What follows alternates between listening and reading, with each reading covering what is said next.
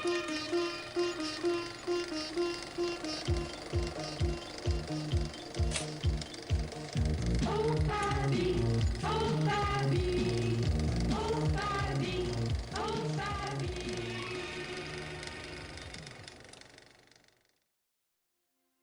ഈ 90s കഴിഞ്ഞിട്ടാണ് animation എന്ന് പറയുന്ന ഒരു എന്താ പറയുക, അതിൻ്റെ നമ്മൾ ഈ കമ്പ്യൂട്ടറിലോട്ടുള്ള സാധനം വരുന്നത്. അതിന് മുന്നേ എന്ന് പറഞ്ഞാൽ നമ്മൾ ഓരോ ഫ്രെയിം ബൈ ഫ്രെയിമായിട്ട് വരച്ചുണ്ടാക്കിയെടുക്കുന്ന ഒരു സാഹചര്യമാണ് അന്ന് ഉണ്ടായിരുന്നത്. ഈ സൈമൺ തെരേൻ എപ്പോഴും ഈ പുതുമയുള്ള കാര്യങ്ങൾ ചെയ്യുക എന്നുള്ള ഒരു ടെൻഡൻസി ഉള്ള ഒരാളായിരുന്നു. അയാളൊരു നല്ല ആർട്ടിസ്റ്റായിരുന്നു. സാബു ശ്രീകുട്ടനും തമ്മിൽ ഫ്രണ്ട്സാണ്. അങ്ങനെ സാബു ആണ് ഈ ശ്രീകുട്ടൻ്റെ കാര്യം പറഞ്ഞത്. ആദ്യം ഒരു ചെറിയ പടം എടുത്താൽ പോരെ എന്നൊക്കെ ഞാൻ ചോദിച്ചായിരുന്നു. ഇല്ല, ഇത് സാബു നോക്കിക്കോ, ഇത് സക്സസ് ആവും എന്നൊക്കെ പറഞ്ഞ് നല്ല കോൺഫിഡൻസ് ഉണ്ടായിരുന്നു. ചിലർ അതിന് ഭ്രാന്താണ്, വട്ടാണ് എന്നൊക്കെ പറഞ്ഞുണ്ട് കേട്ടോ. ഒരുപാട് ആർട്ടിസ്റ്റുകളുടെ കൂട്ടായിട്ടുള്ള പ്രവർത്തനവും അവരുടെ ഈ രാത്രിയും പകലും ഒക്കെ ഒരുമിച്ചിരുന്ന് വർക്ക് ചെയ്തിട്ടുമാണ് ഇത്രയധികം വലിയൊരു ചിത്രം നമ്മൾ വർക്ക് ചെയ്തിരുന്നത്. ഇൻഡസ്ട്രിയിൽ ഒരുപക്ഷെ ഇതിന് വീണ്ടും അടുത്ത പലരും അതിനുവേണ്ടി ഒരുപക്ഷെ അറ്റംപ്റ്റ് നടത്തിയാണ്. പക്ഷെ അതൊന്നും ഇവിടെ സംഭവിച്ചില്ല എന്നുള്ളതാണ് ഈ ഒരു ചിത്രത്തോടു കൂടി. അതാണ് ഈ ചിത്രം ഒരു ഓർമ്മയിൽ തന്നെ ഇല്ലാതെ പോയി സാധാരണ പ്രേക്ഷകന്.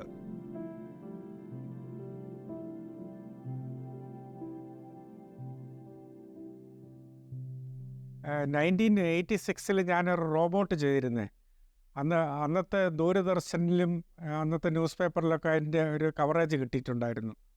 അപ്പോൾ അത് കണ്ടാവണം സൈമൺ തെരേൻ എന്നെ വിളിച്ചിട്ട് ഇങ്ങനെ പുള്ളിക്കാരനൊരു റിമോട്ട് കൺട്രോൾ ഗേറ്റ് ചെയ്യണം, പിന്നെ കുറച്ച് ഇലക്ട്രോണിക്സുമായിട്ട് ബന്ധപ്പെട്ട കുറച്ച് റിസർച്ച് വർക്കൊക്കെ ഉണ്ട്, അതിലൊക്കെ കൂടെ ഇൻവോൾവ് ചെയ്യാൻ പറ്റുമെന്ന് ചോദിച്ചാണ് എന്നെ വിളിച്ചിരുന്നത്. അങ്ങനെയാണ് ഞാൻ സൈമൺ തെരേനുമായിട്ട് പരിചയപ്പെടുന്നത്. അതിനുശേഷം 6 മാസത്തിന് ശേഷമാണ് ഈ ഓഫാബി സിനിമയെ പറ്റിയുള്ളൊരു ചർച്ച വന്നത്. ഈ സൈമൺ തെരേൻ എപ്പോഴും ഈ പുതുമയുള്ള കാര്യങ്ങൾ ചെയ്യുക എന്നുള്ളൊരു ടെൻഡൻസി ഉള്ള ഒരാളായിരുന്നു. അയാളൊരു നല്ല ആർട്ടിസ്റ്റായിരുന്നു.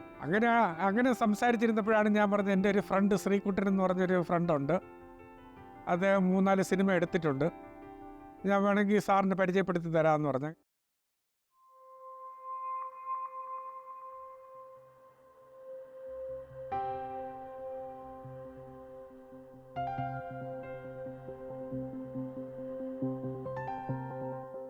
ആയിരത്തി 1989 ഹൂ ഫ്രെയിം രാജ റാബിറ്റ് എന്ന് പറയുന്ന സിനിമ കേരളത്തിൽ റിലീസ് ചെയ്യുന്നത്. ആ സിനിമ കണ്ടതിന് ശേഷം അതിൻ്റെ സാങ്കേതിക വിദ്യ എനിക്കൊരു ഡ്രീം തന്നെയായിരുന്നു, ഒരു ഹരമായിരുന്നു. അങ്ങനെ ആ ഹരം വർഷങ്ങൾ കൊണ്ട് ഞാൻ മനസ്സിൽ കൊണ്ടു നടന്നിരുന്നു. ഓരോ ദിവസവും അതിനെപ്പറ്റി തന്നെയാണ് ചിന്തിക്കുന്നത്. ഓരോ ശ്വാസത്തിലും അതിൻ്റെ ടെക്നോളജി ആണെന്ന് പറയാം. അത്ര കോംപ്ലിക്കേറ്റഡായ ടെക്നോളജി ആയിരുന്നു അത്. അങ്ങനെ സൈമൺ തെരേൻ സാറിനെ കണ്ടുമുട്ടുകയും അദ്ദേഹം വ്യത്യസ്തമായ ഒരു സിനിമ എടുക്കണമെന്ന് എന്നോട് ആവശ്യപ്പെടുകയും ചെയ്തപ്പോൾ ഞാനിത് അദ്ദേഹത്തിനോട് പറഞ്ഞു, സാർ ഇങ്ങനെ ഒരു സിനിമ ചെയ്താലോ. അപ്പം അന്ന് ഇതുവരെ ചെയ്തിട്ടില്ല ഏഷ്യയിൽ അനിമേഷൻ വിത്ത് ലൈവ്. അതിന് മുമ്പ് റോജർ റാബിറ്റിൽ തന്നെ മൊയലാണ് അതിൽ അനിമേഷൻ ക്യാരക്ടർ. ഇത് ഒരു ഹ്യൂമൻ ഷേപ്ഡ് മാനാണ് ഉദ്ദേശിക്കുന്നത്. സൈമൺ സാർ ആദ്യം എന്നോട് ചോദിച്ചത് തനിക്ക് ഈ ടെക്നോളജി അറിയാമോ എന്നാണ്. അറിയില്ല എന്ന് പറയുന്നതിന് പകരം ഞാൻ അന്ന് വരെ മനസ്സിലാക്കിയ, അന്ന് വരെ പഠിച്ച് എൻ്റെ മനസ്സിൽ കൊണ്ടു നടന്ന ഹൂ ഫ്രെയിം രാജ റാബിറ്റിനെ പറ്റിയുള്ള എല്ലാ കാര്യങ്ങളും ഞാൻ മനസ്സിലാക്കിയതെല്ലാം തന്നെ ഒരു രാത്രി മുഴുവൻ ഇരുന്ന് അദ്ദേഹത്തെ പറഞ്ഞു കേൾപ്പിച്ചു. അതിൽ നിന്നുണ്ടായ ഒരു ആത്മവിശ്വാസമാണ് ഓഫാബി തുടങ്ങാൻ കാരണം. അപ്പോൾ ഞങ്ങൾ ആദ്യത്തെ ചർച്ച ചെയ്ത് തന്നെയായിരുന്നു, എങ്ങനെ ഇത് നമ്മൾ ചെയ്യും. കാരണം അന്ന് ഇത്രയൊന്നും ടെക്നോളജി വളർന്നിട്ടില്ല. ഫിലിമിലാണ് ഷൂട്ട് ചെയ്യുന്നത്. ഇപ്പം വളരെ അഡ്വാൻസ്ഡ് ആയിപ്പില്ല, ഇപ്പോൾ ഒത്തിരി മോഡേൺ ടെക്നിക്കുകളോ അതൊക്കെ ഉള്ളതുകൊണ്ട് കുഴപ്പമില്ല.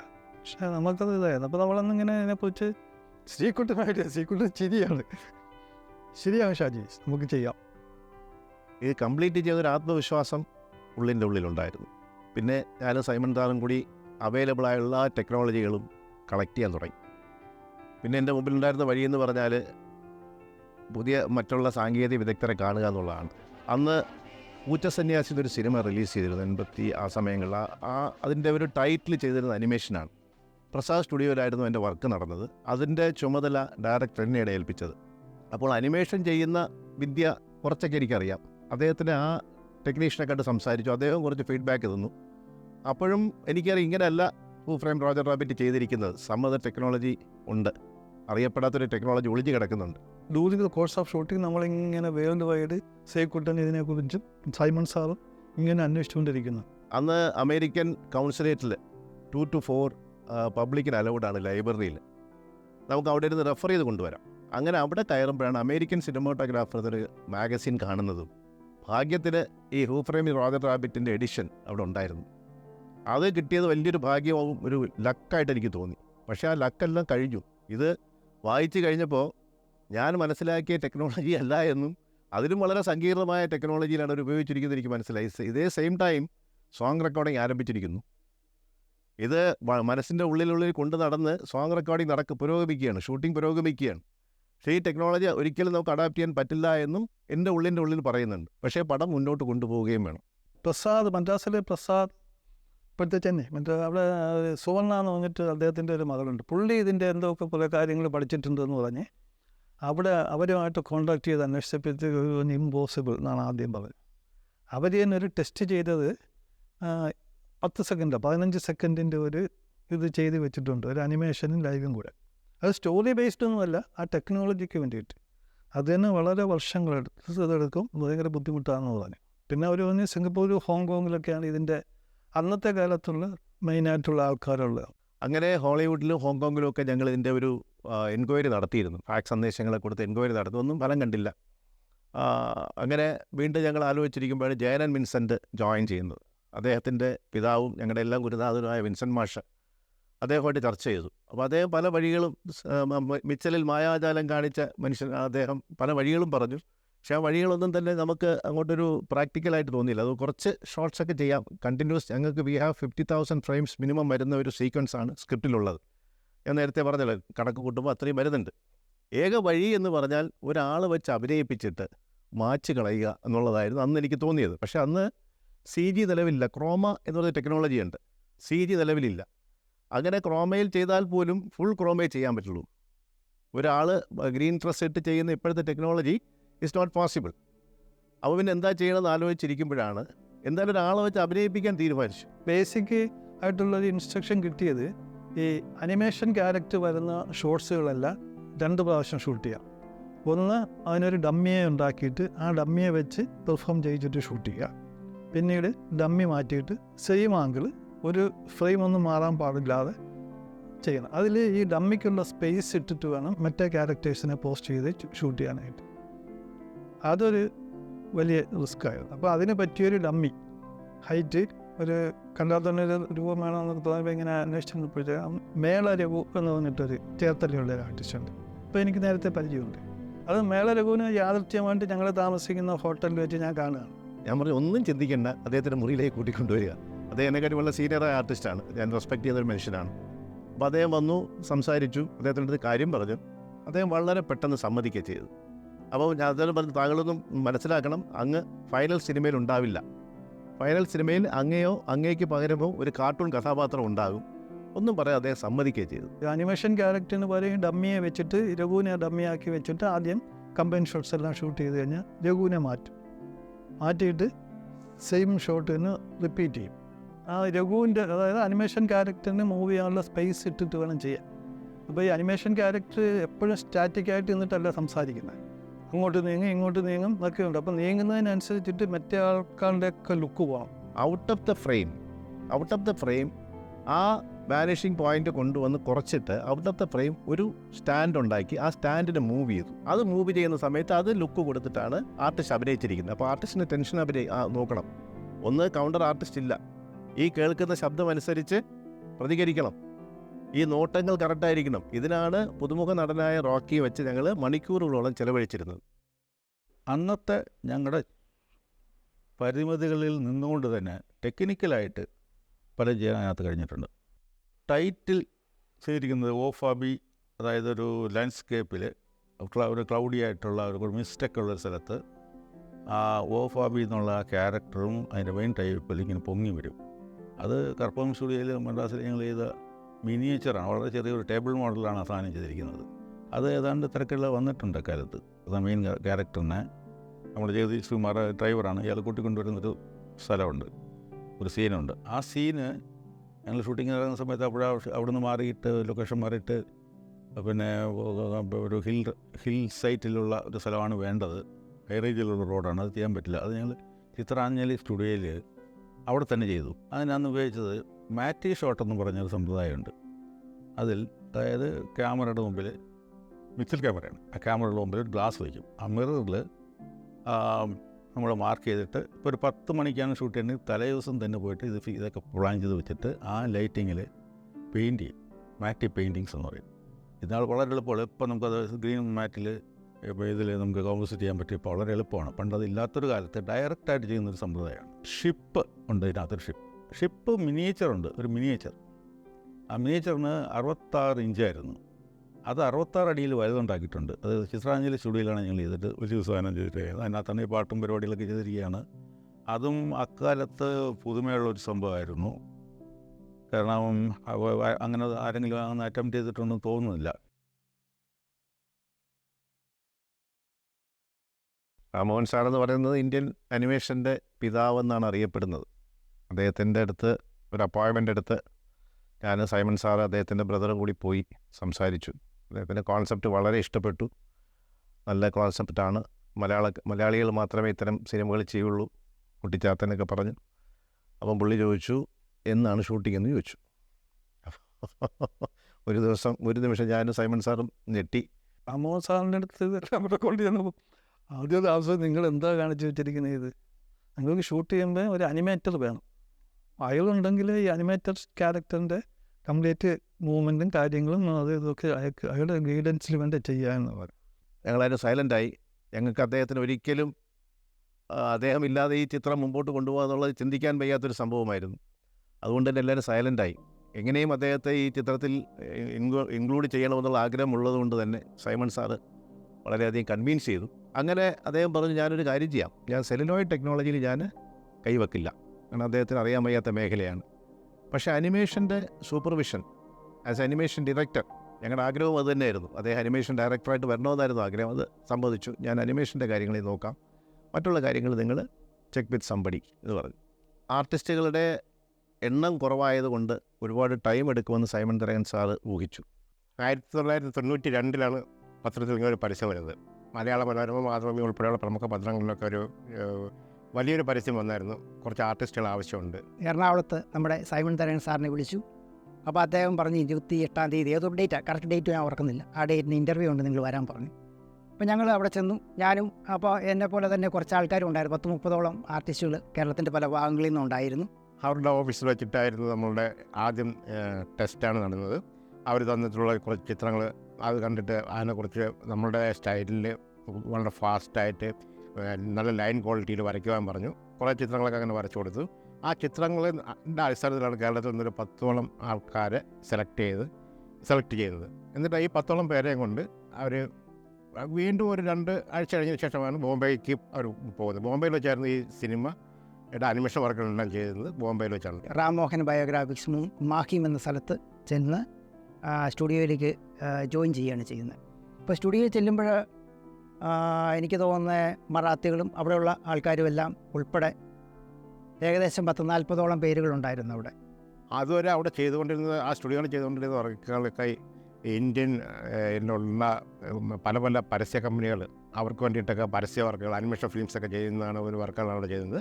അപ്പോൾ ആ കൂട്ടത്തിലാണ് നമ്മളുടെ ഈ ഒരു വലിയ പ്രോജക്റ്റ് അവിടെ എത്തുന്നത്. ഓഫാബി എന്ന് പറഞ്ഞ സിനിമയുടെ വലിയൊരു പ്രോജക്റ്റ് അവിടെ എത്തുന്നത് അവിടെയാണ്. ഓഫാബി അതിലെ അനിമേഷൻ സീനുകൾ തന്നെ നമ്മൾ അതിൻ്റെ ഡ്യൂറേഷൻ മൊത്തത്തിൽ നോക്കുകയാണെന്നുണ്ടെങ്കിൽ ഏകദേശം 35ഓളം മിനിറ്റ് ഉണ്ടായിരുന്നു. അന്ന് ബോംബെ 2-3 റോട്ടോസ്കോപ്പി സ്റ്റുഡിയോകളേ ഉള്ളൂ.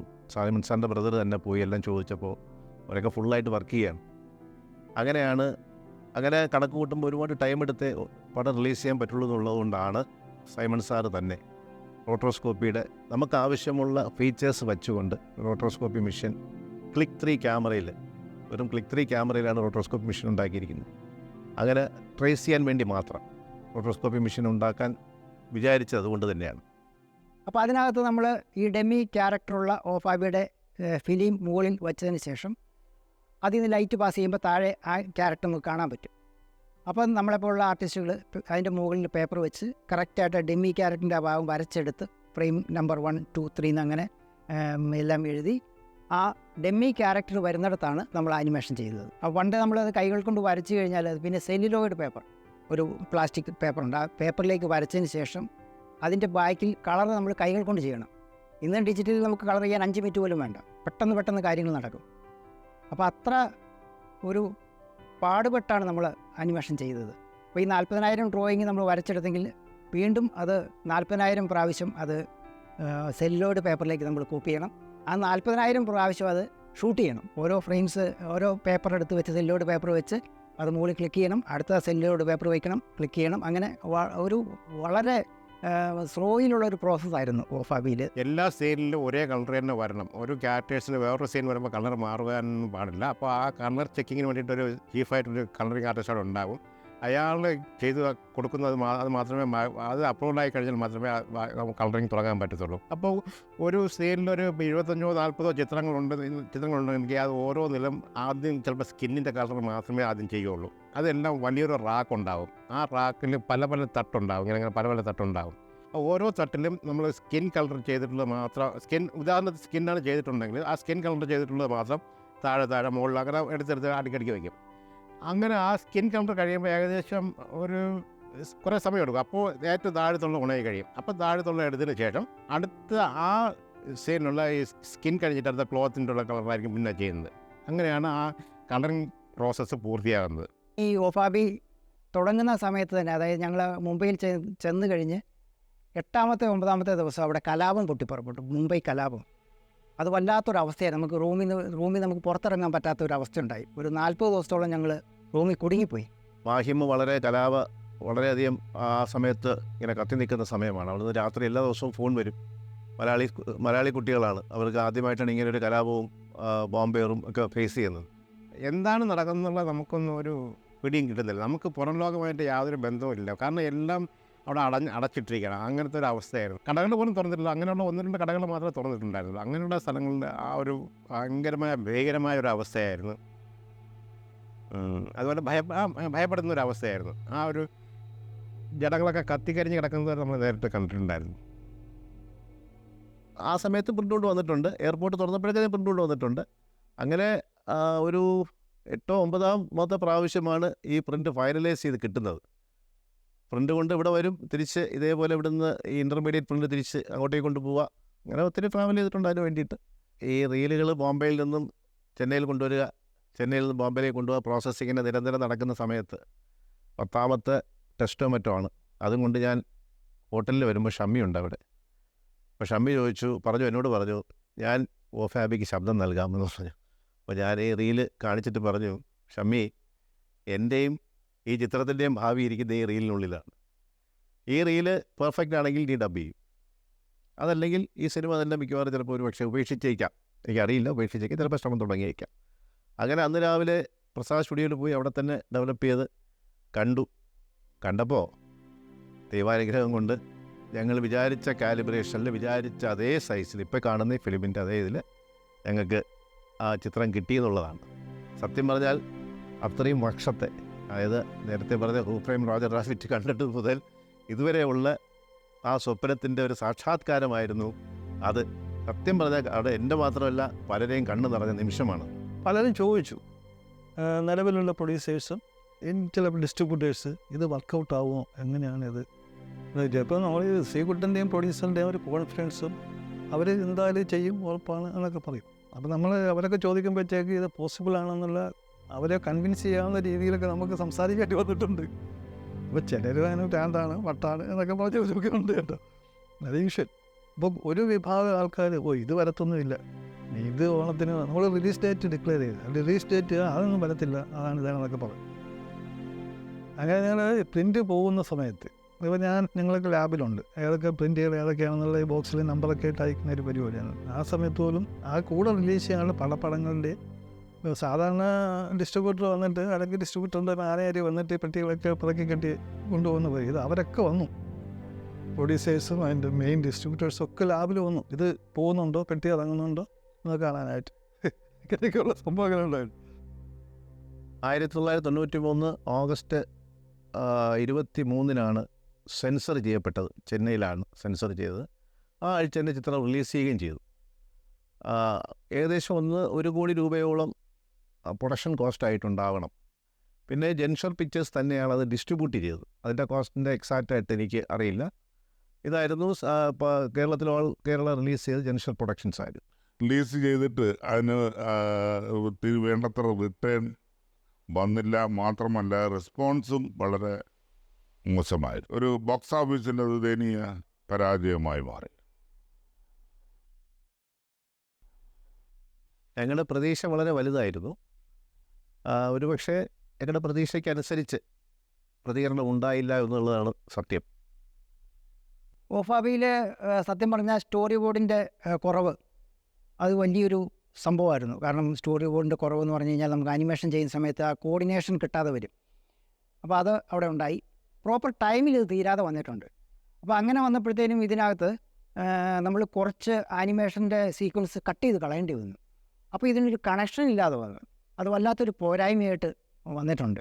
നല്ല പെർഫെക്റ്റ് മൂവിയും അതിനോടൊപ്പം അതൊരു പോപ്പുലർ മൂവിയും കൂടെ ആയിരുന്നുവെങ്കിൽ ഇൻഡസ്ട്രിയിൽ ഒരുപക്ഷെ ഇതിന് വീണ്ടും അടുത്ത പലരും അതിനുവേണ്ടി ഒരുപക്ഷെ അറ്റംപ്റ്റ് നടത്തിയാണ് ഇതേപോലത്തെ ഒരു സിനിമ എടുക്കാനായിട്ട്. ഇതിലും ചിലപ്പോൾ വ്യത്യസ്തമായിട്ട് എടുത്തന്നെ അത് ചിലപ്പോൾ ഇതിനെക്കാട്ടിലും കൂടുതൽ ടെക്നിക്കൽ പെർഫെക്ഷനോടുകൂടി എടുക്കാൻ കഴിയാൻ അങ്ങനെയുള്ള. പക്ഷേ അതൊന്നും ഇവിടെ സംഭവിച്ചില്ല എന്നുള്ളതാണ് ഈ ഒരു ചിത്രത്തോടു കൂടി. അതാണ് ഈ ചിത്രം ഒരു ഓർമ്മയിൽ തന്നെ ഇല്ലാതെ പോയി സാധാരണ പ്രേക്ഷകർ. ആരോട് ചോദിച്ചാലും അങ്ങനെ ഒരു സിനിമ ഉണ്ടായിരുന്നോ എന്ന് ചോദിക്കുന്ന ഒരു ഇതിലായി. അതുകൊണ്ട് അത് ചലനം സൃഷ്ടിച്ചില്ല. ഇല്ലെങ്കിൽ അത് ഒരുപക്ഷെ മലയാള സിനിമയിൽ ഇത് ഒരുപാട് മാറ്റങ്ങൾ കൊണ്ടുവരാൻ സാധിക്കുന്ന ഒരു പ്രോജക്റ്റായിരുന്നു. ഈ വർഷങ്ങൾക്ക് മുമ്പ് തന്നെ ഇങ്ങനെ ഒരു അറ്റംപ്റ്റ് മലയാള സിനിമയിൽ നടത്തിയിരുന്നു, ഒരു കൂട്ടർ നടത്തിയിരുന്നു എന്നുള്ളത് അറിയുന്നത് തീർച്ചയായിട്ടും നല്ല കാര്യം തന്നെയാണ്. ഇതൊരു പുതിയ അറ്റംപ്റ്റായിരുന്നു. ആ അറ്റംപ്റ്റ് നടത്തിയിരുന്നു എന്നുള്ളത് ഒരു ഡോക്യുമെൻ്റ് ചെയ്യപ്പെടേണ്ടത് തന്നെയായിരുന്നു. പക്ഷേ നിർഭാഗ്യവശാൽ അവരുടെ ഭാഗത്ത് നിന്നും അത് ഉണ്ടായില്ല. കാരണം അവർ പിന്നീട് പല മേഖലകളിലേക്ക് ആ നിർമ്മാതാവ് വേറെ മേഖലകളിലേക്ക് പോയി ഇതങ്ങ് കൈവിട്ടു.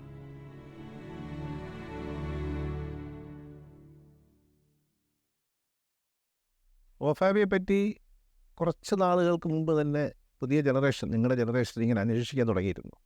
എൻ്റെ സുഹൃത്തും അരുൺ കൃഷ്ണൻ അങ്ങനെയുള്ള കുറച്ച് ടെക്നിക്കലി നിൽക്കുന്ന ആൾക്കാർ അന്വേഷിക്കാൻ തുടങ്ങി. അപ്പോൾ ഞാൻ ലാബിൽ വിളിച്ച് സംസാരിച്ചു. അപ്പം പറഞ്ഞു ഒരു ലോട്ട് ഓഫ് നെഗറ്റീവ് മുഴുവൻ നഷ്ടപ്പെട്ട കൂട്ടത്തിൽ ഞങ്ങളുടെ ഹാർഡ് വർക്കായ ഈ നെഗറ്റീവ് നഷ്ടപ്പെട്ടു പോയി എന്ന് പറഞ്ഞു. വളരെയധികം സങ്കടം തോന്നി. അത് പ്രിസർവ് ചെയ്ത് വയ്ക്കാമായിരുന്നു എവിടെയെങ്കിലും. അത് ഡിജിറ്റലൈസ് ചെയ്യാൻ വയ്യാത്തൊരവസരത്തിലാണ് ഇത് കിട്ടുന്നത്. പിന്നെ എല്ലാ ചാനലിലും വിളിച്ചു നോക്കി, അവിടെയും ഇല്ല. പക്ഷേ നെഗറ്റീവ് ഫിലിമിൽ ചെയ്തൊരു വസ്തു ഫിലിമിൽ തന്നെ കാണുക എന്നുള്ള ആഗ്രഹമുള്ളതുകൊണ്ട് ഞാനത് മനസ്സിലിങ്ങനെ കൊണ്ട് നടക്കുക ചെയ്തത്.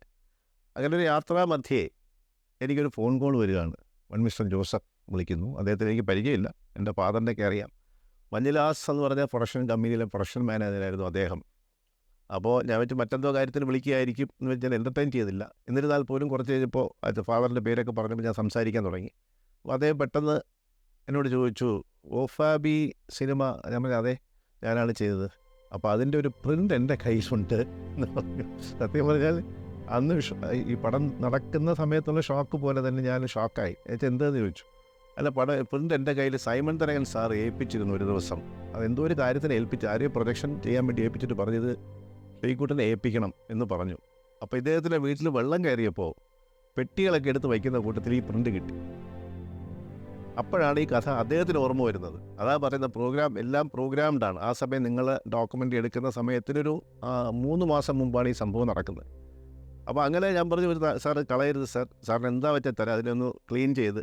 അങ്ങനെയാണ് അവിടെ ഒരു അസിസ്റ്റൻ്റ് എഡിറ്റർ ഉണ്ട് മണി എന്ന് പറഞ്ഞിട്ട്, അദ്ദേഹത്തിനോട് പറഞ്ഞിട്ട് കാർബൺ ടെട്രാക്ലോറൈഡ് ഉപയോഗിച്ച് അതിനുവേണ്ടി ഒരു പ്രത്യേക ടേബിൾ ഉണ്ടാക്കി വൈൻഡർ ഉണ്ടാക്കി ക്ലീൻ ചെയ്ത് ആ വെച്ച പ്രിൻ്റാണ് ഇപ്പോൾ നമ്മുടെ ഇന്ന് നിങ്ങൾ കണ്ട ഈ പ്രിൻ്റ് എന്ന് പറയുന്നത്. ചെറുപ്പക്കാരായ നിങ്ങളെല്ലാവരും സ്വപ്നം കാണാൻ പഠിക്കുക. APJ അബ്ദുൽ കലാം സാർ പറഞ്ഞ മാതിരി സ്വപ്നം കാണാൻ പഠിക്കുക. ആ സ്വപ്നത്തിൽ നമ്മുടെ പ്രസക്തി എന്താണെന്ന് മനസ്സിലാക്കുക. കുറച്ച് കഴിയുമ്പോൾ ആ സ്വപ്നം നമ്മളോട് പറയും, യു ക്യാൻ ഡു ദിസ് എന്ന് പറയുന്ന നിമിഷം വരെ ചിന്തിക്കുക. ആ ചിന്തിക്കുമ്പോൾ യൂണിവേഴ്സ് തന്നെ നിങ്ങൾക്കൊരു വഴി അവിടെ തുറന്നു തരും. ആ വഴിയിലൂടെ സത്യസന്ധമായും ആത്മാർത്ഥതയോടുകൂടിയും മുന്നോട്ട് പോകാൻ ശ്രമിക്കുക. ഞാനങ്ങനെയാണ് ഈ സിനിമ സാക്ഷാത്കരിച്ചത്. അത് തന്നെ നിങ്ങൾ ചെയ്യുക. അങ്ങനെ വരുമ്പോൾ നാച്ചുറലി മലയാള സിനിമയ്ക്കും ഇന്ത്യൻ സിനിമയ്ക്കും ഒരുപക്ഷെ ലോക സിനിമയ്ക്ക് തന്നെ അത്ഭുതങ്ങൾ കാണിക്കാൻ നിങ്ങൾക്ക് സാധിക്കും.